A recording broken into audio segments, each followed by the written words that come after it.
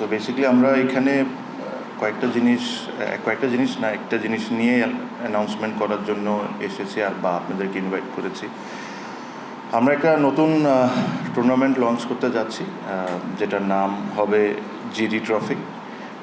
এখানে পার্টিসিপেট করবে হলো আন্ডার-17, under-19, Bangladesh আন্ডার-17, Bangladesh under-19 and Bangladesh আন্ডার-23।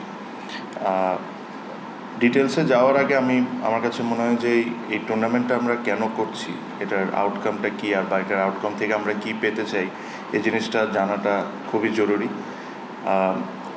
আপনি যদি আমাদের আন্ডার-17-এর পুরো প্ল্যান দেখেন, so majority of the time আন্ডার-17 ক্রিকেটার্স যারা তারা ক্যাম্পের মধ্যে থাকে। ওয়ার্ল্ড ওয়াইড আন্ডার-17-এর খুব বেশি টুর্নামেন্টস হয় না। ফর এক্সাম্পল এশিয়া কাপ হয় না, একটা সময় এশিয়া কাপ হইতো, বা কোনো ওয়ার্ল্ড কাপ, কোনো ওয়ার্ল্ড ইভেন্টও এটা হয় না। আন্ডার-19 ইজ দ্য থিং যেখানে Asia cup, world cup regularly হয়। সো আমাদের যেই কারণে এই পুরা টুর্নামেন্টটাকে আয়োজন করা ইজ টু চ্যালেঞ্জ দেমসেলফ।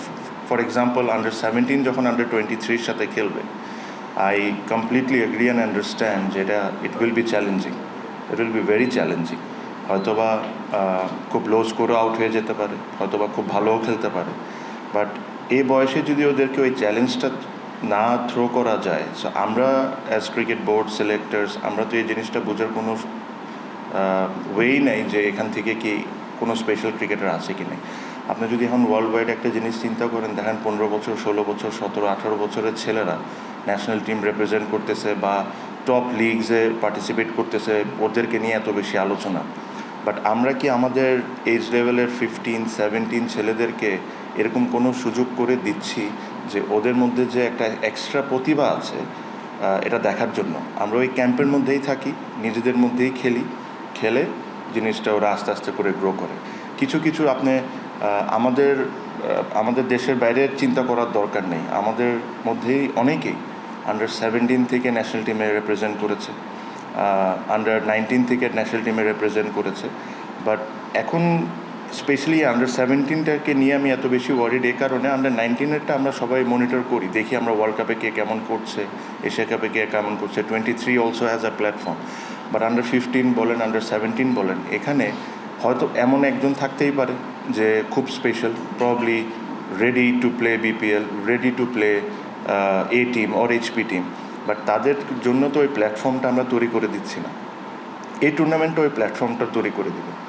যখন একটা আন্ডার-17, বাংলাদেশ আন্ডার-17 যখন বাংলাদেশ 23-র সাথে খেলবে, again this will be challenging for most of the time. But এখান থেকে যদি একটা আন্ডার-17-এর ছেলে 3টা উইকেট পায় বা একটা 50 রান করে, imagine the confidence this guy is going to have.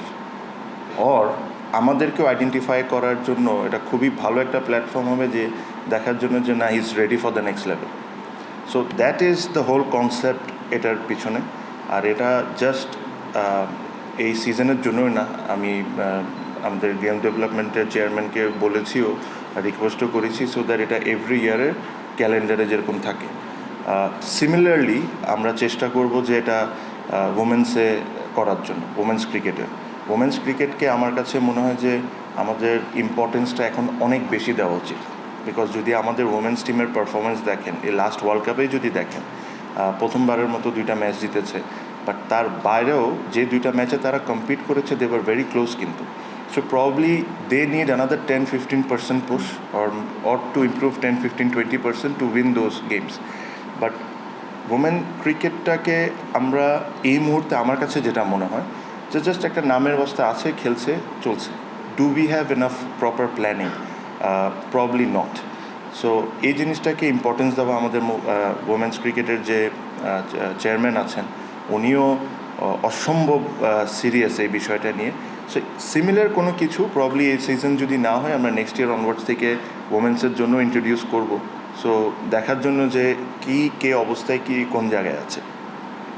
এই টুর্নামেন্ট থেকে আমরা পরবর্তীতে হয়তো বা এইচপি অ্যাড করতে পারি, হয়তো বা আরও কোনো কিছু ইনোভেটিভ কোনো কিছু করতে পারি।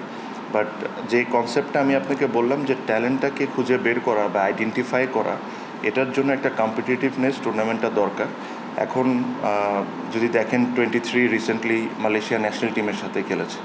So we took that challenge যে হ্যাঁ হয়তো বা মালয়েশিয়া ন্যাশনাল টিম খুব স্ট্রং টিমদের মধ্যে একটা না, বাট একটা 23-র সাথে যখন ওরা যখন এটা খেলে একটা কম্পিটিটিভনেস এসে যায়। 19-এর যখন ওরা বাংলাদেশে থাকে ট্রেনিংয়ের মধ্যেই থাকে, নিজেদের মধ্যেই ম্যাচ খেলছে, বাট এরকম ধরনের একটা টুর্নামেন্ট থাকাটা খুব ইম্পর্টেন্ট, সো দ্যাট আমরাও যারাই আছি ক্রিকেট বোর্ডে বা সিলেক্টেড যারা আছেন তাদেরকে আইডেন্টিফাই করা যে হতে পারে এই টুর্নামেন্ট থেকে একটা 17 বছরের ছেলে নেক্সট 19 ওয়ার্ল্ড কাপে থাকতে পারে। বাট যদি এই টুর্নামেন্টই না থাকে, এই জিনিসটাই যদি আমরা না করি, তাহলে তো আমাদের এটা আইডেন্টিফাই করার কোনো সুযোগই নেই। প্রবলি এই টুর্নামেন্ট থেকে দেখে একটা 17 বছর বা একটা 19 বছরের ছেলে নেক্সট প্রিমিয়ার লিগে পার্টিসিপেট করতে পারে, ওর মধ্যে ওই ট্যালেন্টটা দেখতে পারে। সো এই জিনিসটার জন্য এই টুর্নামেন্টটা করা। আমি আবারও বলি, এই টুর্নামেন্টটার ডিসিশন আমরা খুবই দ্রুত নিয়েছি। তো যখনই কোনো একটা দ্রুত ডিসিশন নেওয়া হয়, হয়তো বা এখানে কিছু ভুল থাকতেই পারে। এই টুর্নামেন্টেও যখন এটা দিস ইজ বোর্ডের পয়েন্ট অফ ভিউ থেকে বলছি, এই টুর্নামেন্টটা যখন করব আমরা চেষ্টা করব যে যত সুন্দরভাবে যত ভালোভাবে অ্যারেঞ্জ করা যায় ওইভাবেই করব, কিন্তু ভুল হইতেই পারে।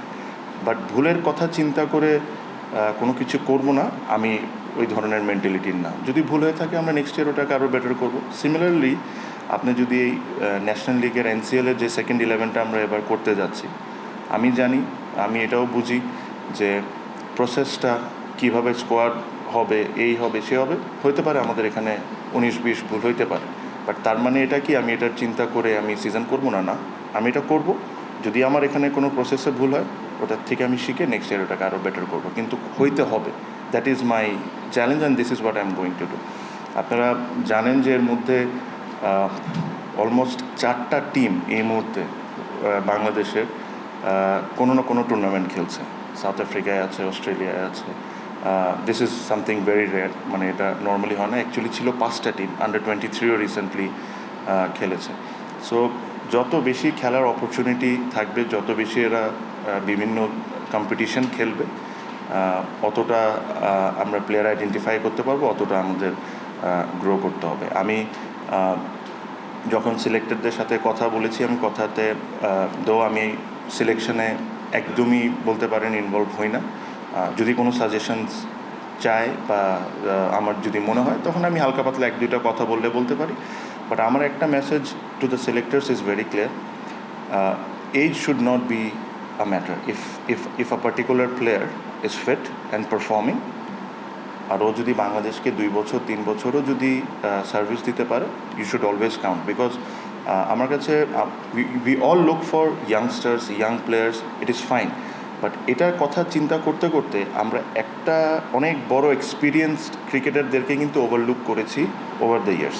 সো আমার তরফ থেকে মেসেজটা is very clear, it is up to the selectors whom they are going to pick and not.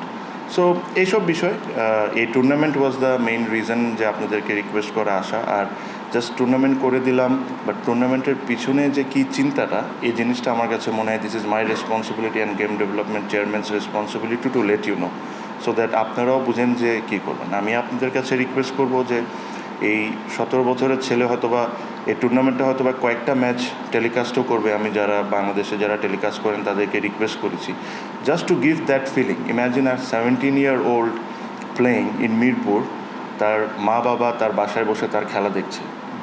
The experience that they will have, this is what I want to give to them.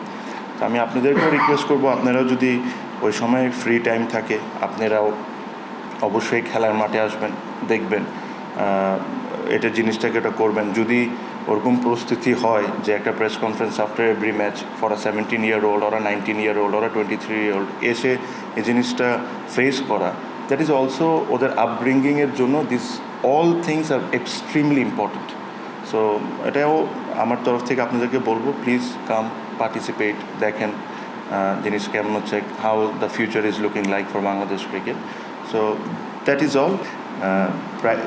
আমি প্রথমে বলেছি যে GD trophy টুর্নামেন্টের নাম হবে, যতটা game ডেভেলপমেন্টের আন্ডারেই, যেটা নাম আমরা দিয়েছি জিডি ট্রফি। প্রাইজ মানি এগুলা ম্যাচ আপনার না ধরেন ম্যান অফ দ্য ম্যাচেস, এটা জাস্ট যতটুকু তাদেরকে অ্যাপ্রিসিয়েট করার জন্য দরকার, তাদেরকে ওইভাবেই করা হবে। I am sure with time এটা আপনারা জানবেন। Money is not very important, is the competition that I am trying to create among themself, that is very important.